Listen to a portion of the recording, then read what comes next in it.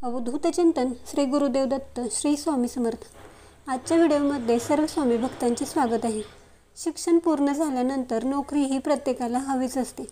चांगले शिक्षण असून देखील नोकरी मिळत नाही।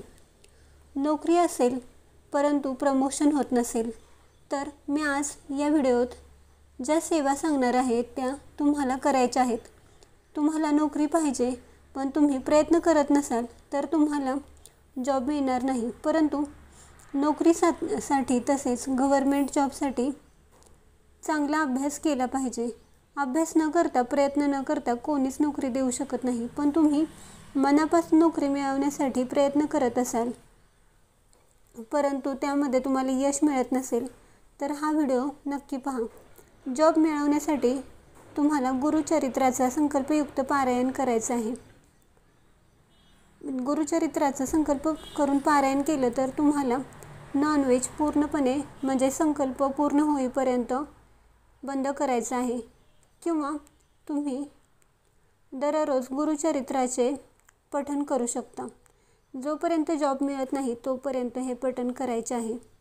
तसेच तुम्हाला दररोज शनी अष्टक म्हणायचे आहे।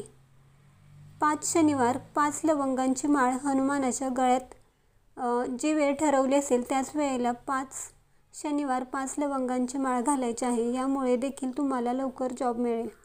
तुम्ही रोज 11 माळी श्री स्वामी समर्थ जप करायचा आहे।